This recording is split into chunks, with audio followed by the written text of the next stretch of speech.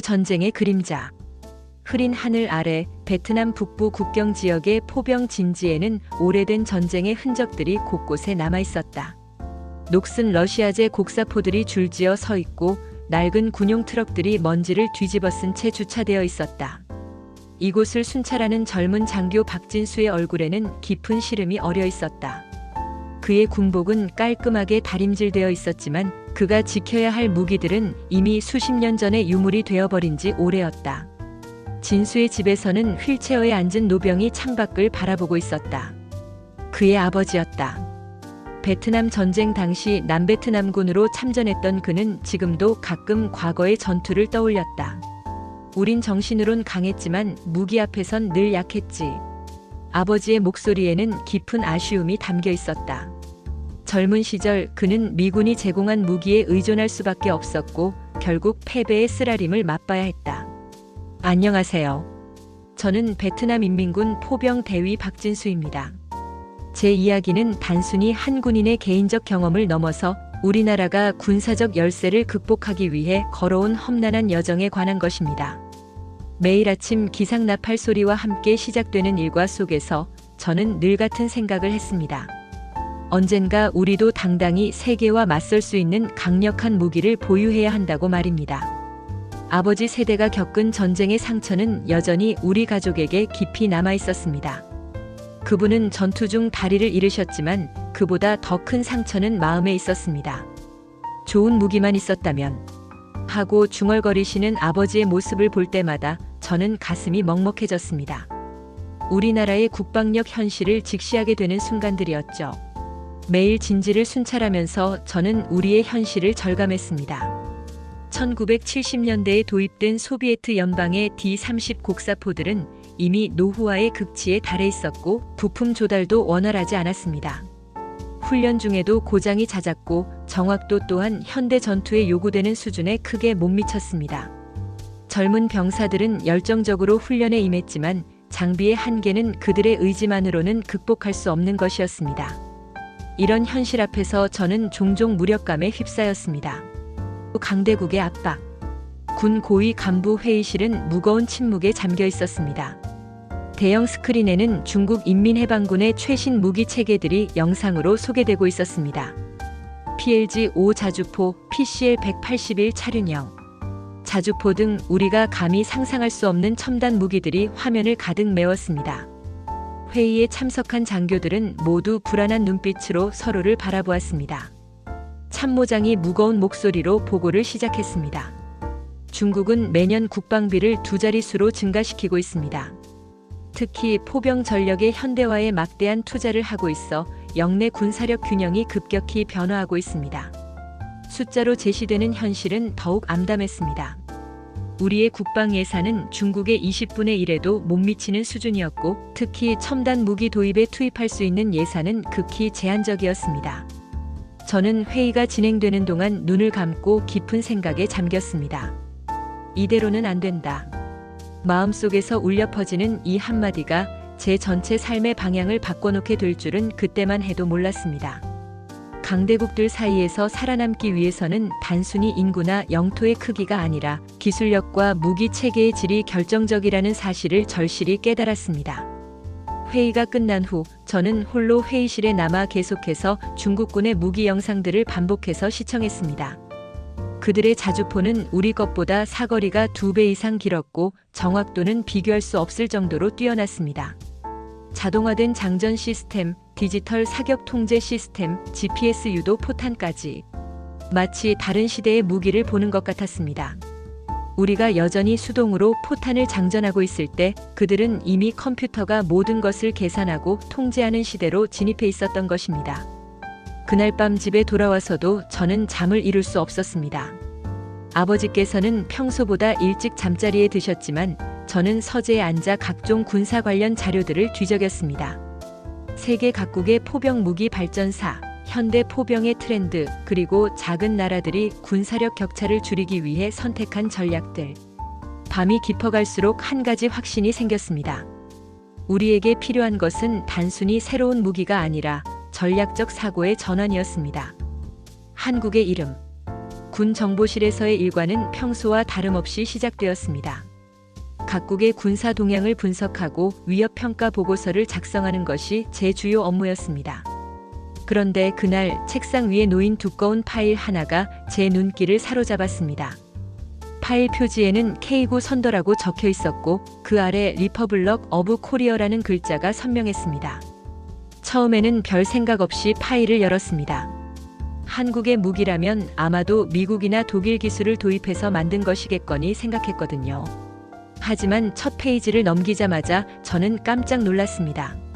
세계 자주포 시장 점유율 50%라는 문구가 큰 글씨로 적혀 있었고 그 아래에는 K9를 도입한 국가들의 리스트가 빼곡히 나열되어 있었습니다. 터키, 폴란드, 인도, 핀란드, 노르웨이, 에스토니아, 호주, 이집트. 저는 무의식적으로 중얼거렸습니다. 한국이 이렇게 성장했다고. 제가 알고 있던 한국은 1960년대까지만 해도 우리나라와 비슷한 수준의 개발도상국이었습니다. 베트남 전쟁 당시에는 미군과 함께 파병국으로 참전했던 나라였죠. 그런 한국이 이제는 세계적인 무기 수출국이 되어 있다니 믿기지 않았습니다. 자료를 더 자세히 읽어보니 놀라움은 더욱 커졌습니다. K9 자주포는 단순히 외국 기술을 조립한 것이 아니라 한국이 독자적으로 개발한 무기 체계였습니다. 1980년대부터 시작된 개발 프로젝트는 20년 이상의 긴 여정을 거쳐 완성되었고 이제는 세계에서 가장 우수한 자주포 중 하나로 인정받고 있었습니다. 사거리 40km, 분당 최대 6발의 연사 능력, 완전 자동화된 장전 시스템까지 우리가 꿈꿔왔던 모든 것이 그 안에 담겨 있었습니다. 더욱 인상적이었던 것은 K9의 전투 검증 이력이었습니다. 이미 여러 국가에서 실전 배치되어 그 성능을 입증했고 국제 경쟁 입찰에서 독일의 PGH-2000, 미국의 M109A7 등 쟁쟁한 경쟁작들을 제치고 선택받고 있었습니다. 특히 가격 대비 성능에서는 타의 추종을 불허한다는 평가를 받고 있었죠. 저는 파일을 읽어가면서 점점 흥분을 감출 수 없었습니다. 그날 저녁 집에 돌아와서 아버지께 이 소식을 전했습니다. 아버지, 한국에서 만든 자주포가 세계 최고 수준이래요. 우리나라에서도 도입을 검토 중이고요. 아버지께서는 잠시 놀란 표정을 지으시더니 깊은 미소를 지으셨습니다. 그 젊은 나라가 정말 대단하구나. 우리와 함께 싸웠던 그 한국이 이제는 우리에게 무기를 줄 수 있는 나라가 되었다니. 그날 밤 저는 오랜만에 희망을 품고 잠자리에 들 수 있었습니다. 서울의 한화에어로스페이스 본사 건물은 제가 상상했던 것보다 훨씬 현대적이고 웅장했습니다. 베트남 정부 대표단의 일원으로 K9 도입을 위한 협상에 참가하게 된 저는 처음 발을 디딘 한국 땅에서 묘한 감동을 느꼈습니다. 불과 50년 전만 해도 전쟁의 폐허 속에서 어려움을 겪었던 이 나라가 이제는 첨단 기술의 중심지로 변모해 있었던 것입니다. 회의실에 들어서자 한국 측 관계자들이 정중하게 인사를 건넸습니다. 그들의 자신감 넘치는 모습이 인상적이었습니다. 과거 우리가 만났던 서방 무기업체 관계자들과는 달리 이들에게서는 고객을 대하는 진정성과 파트너십을 중시하는 자세를 느낄 수 있었습니다. 한국 측 프레젠테이션이 시작되자 회의실 분위기는 금세 진지해졌습니다. K9 선더는 이미 9개국에서 운용되고 있으며 각국의 다양한 환경과 작전 요구 사항에 맞춰 성공적으로 임무를 수행하고 있습니다. 한국 측 관계자의 설명은 구체적이고 설득력이 있었습니다. 포탄 호환성 측면에서 NATO 표준 155포탄은 물론 기존에 보유하신 소비에트 계열 포탄도 개조를 통해 사용 가능합니다. 기동력에서는 도로 최고속도 67km/h, 야지 기동성도 뛰어나며 정확도에서는 CP50M 이하의 세계 최고 수준을 자랑합니다. 저는 속으로 생각했습니다. 과거의 전쟁터에서 함께 싸웠던 나라, 이제는 우리에게 무기를 공급하는 나라가 되었군. 역사의 아이러니를 느끼면서도 한편으로는 깊은 감동이 밀려왔습니다. 한국이 이룬 발전은 단순히 경제적 성공을 넘어서 기술 자립과 국방 산업의 고도화를 통한 진정한 국가 발전의 모델이었던 것입니다. 프레젠테이션은 계속되었습니다. K9의 가장 큰 장점 중 하나는 완전 자동화된 장전 시스템입니다. 기존의 견인포나 구형 자주포와 달리 승무원의 육체적 부담을 최소화하면서도 지속적인 화력 투사가 가능합니다. 또한 디지털 사격 통제 시스템을 통해 표적 획득에서 사격까지의 시간을 대폭 단축시켰습니다. 이런 기술적 설명을 들을 때마다 저는 우리가 얼마나 뒤처져 있었는지 실감했습니다. 특히 인상적이었던 것은 한국 측의 기술 이전과 현지화 제안이었습니다. 단순히 완제품을 수출하는 것을 넘어서 베트남 내에서의 조립 생산과 정비 능력 구축을 지원하겠습니다. 이를 통해 베트남의 방산 기술 수준 향상과 일자리 창출에도 기여할 수 있을 것입니다. 이는 과거 서방 국가들이 보였던 일방적인 수출 방식과는 전혀 다른 접근이었습니다. 진정한 파트너십의 시작을 예고하는 것 같았습니다. 불을 뿜는 포신. 훈련장에 도착했을 때 저는 처음으로 실물 K9 자주포와 마주할 수 있었습니다. 사진이나 영상으로만 보던 것과는 전혀 다른 압도적인 존재감이었습니다. 47톤의 육중한 차체, 52구 경장의 길고 우아한 포신, 그리고 각종 센서와 통신 장비들이 정교하게 배치된 모습은 마치 미래에서 온 무기 같았습니다. 베트남 대표단은 모두 긴장한 표정으로 K9를 둘러쌌습니다. 우리 중 누구도 이렇게 현대적인 자주포를 가까이서 본 경험이 없었기 때문입니다. 한국 측 교관이 K9의 각 부분을 상세히 설명해 주었습니다. 이 차량은 완전히 밀폐된 구조로 MBC 환경에서도 운용이 가능하며 승무원 5명이 모두 포탑 내부에서 작업할 수 있도록 설계되었습니다. 시연이 시작되자 훈련장의 분위기는 숙연해졌습니다. K9의 포신이 천천히 목표 방향으로 선회하기 시작했습니다. 유압 시스템의 부드러운 작동음과 함께 포신이 정확한 각도로 조준되는 모습은 마치 거대한 맹수가 사냥감을 노리는 것 같았습니다. 디지털 디스플레이에는 각종 탄도 정보와 기상 데이터가 실시간으로 표시되었고 자동화된 시스템이 모든 계산을 수행했습니다. 사격 준비 완료. 한국군 포병의 구호가 훈련장에 울려 퍼졌습니다. 그 순간 시간이 정지한 것 같았습니다. 모든 대표단 구성원들이 숨을 죽이고 K9를 바라보았습니다. 그리고 마침내 발사! 구호와 함께 K9의 포신에서 거대한 화염이 뿜어져 나왔습니다. 땅을 뒤흔드는 굉음이 울려 퍼지고 충격파가 우리의 온몸을 관통했습니다. 저는 이 순간을 결코 잊을 수 없을 것입니다.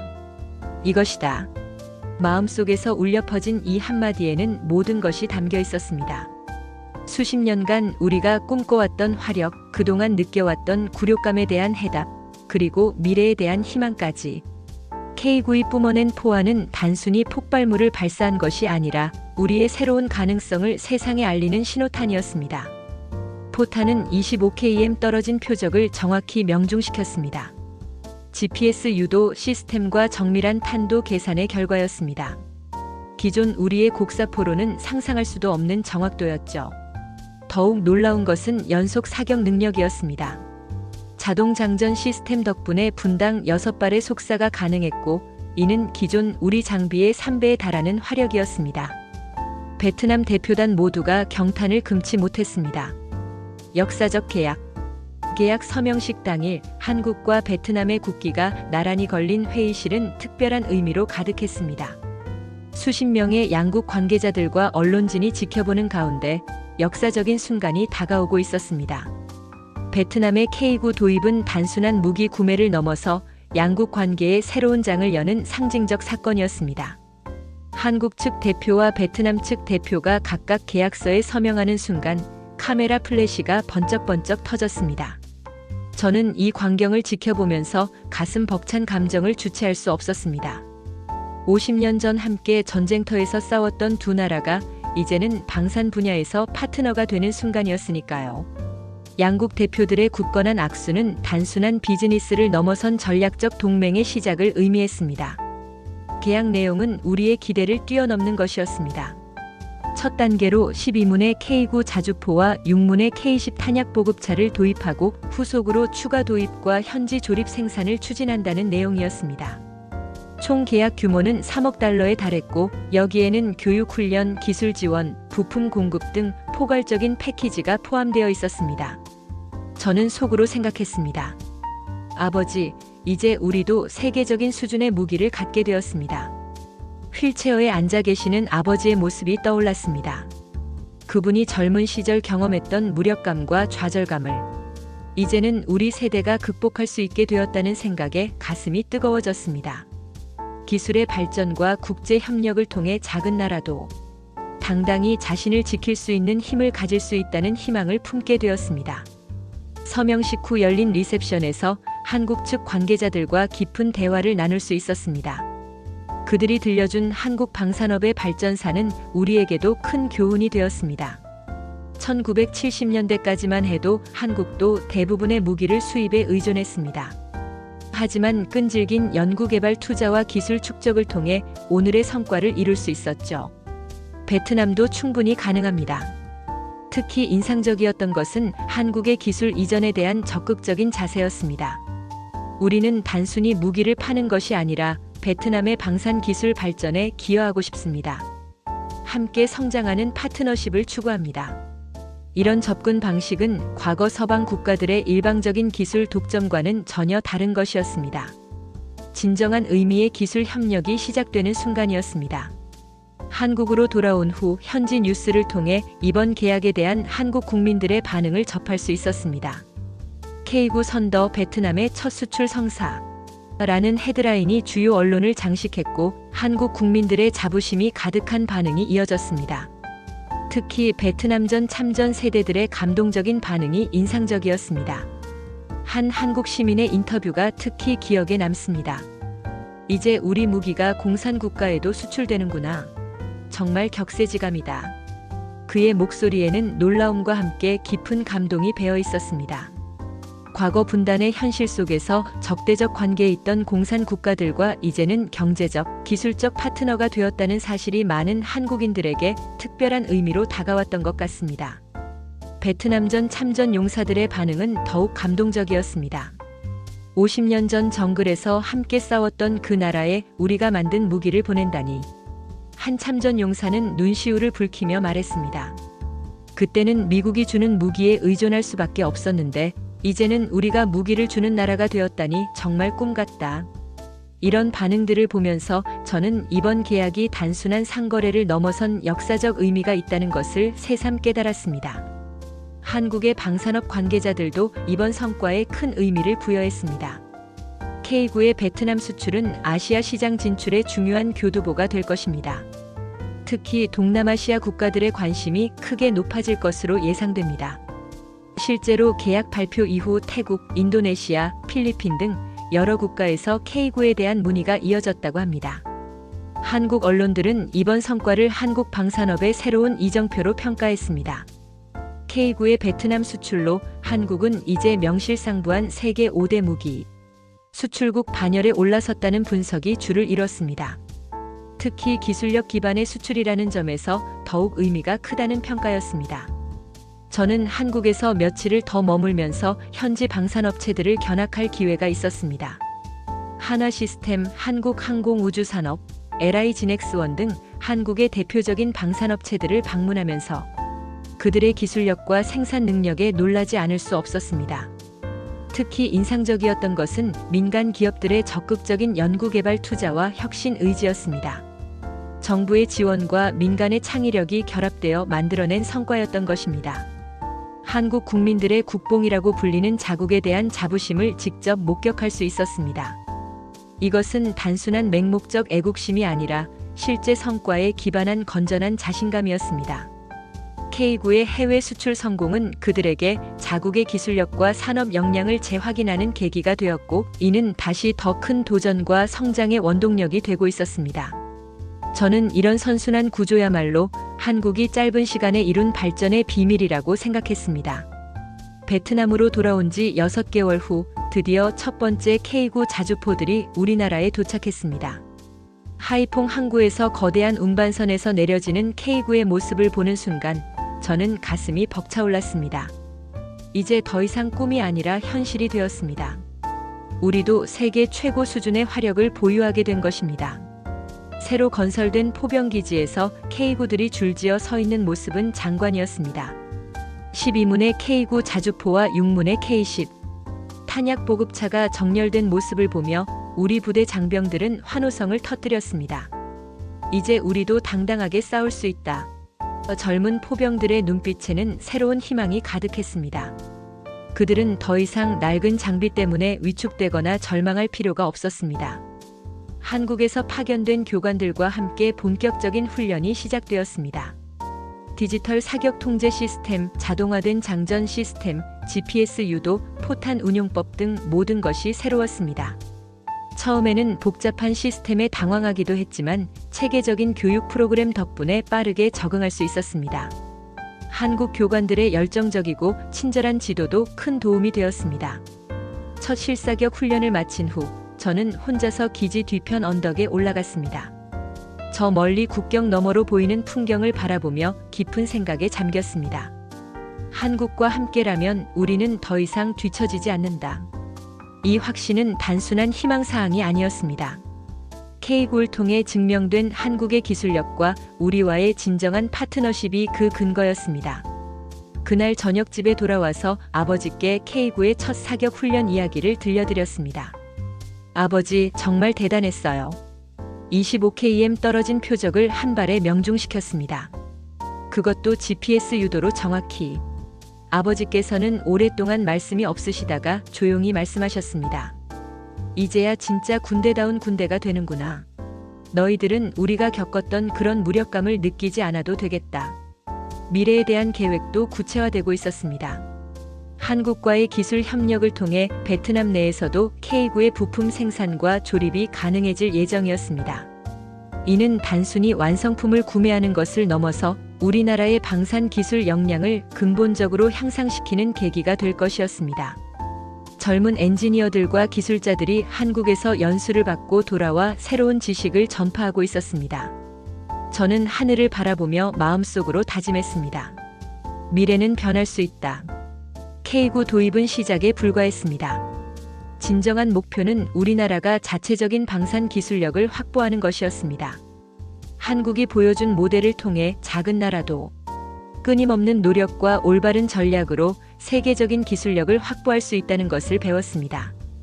카메라는 천천히 K9의 긴 포신을 따라 움직이며 푸른 하늘을 향해 멈췄습니다. 그 순간 마치 새로운 시대의 시작을 알리는 듯한 굉음이 울려 퍼지며 화면이 암전되었습니다. 자막이 서서히 나타났습니다. K9 선더 3개를 울리다. 이것은 단순히 한무기 시스템의 수출 성공 사례가 아니었습니다. 두 나라가 과거의 아픔을 딛고 새로운 파트너십을 구축해가는 여정이었고 기술과 의지가 만나 만들어낸 희망의 이야기였습니다. K9의 포성은 단순히 폭발음이 아니라 더 나은 미래를 향한 전진의 신호였습니다.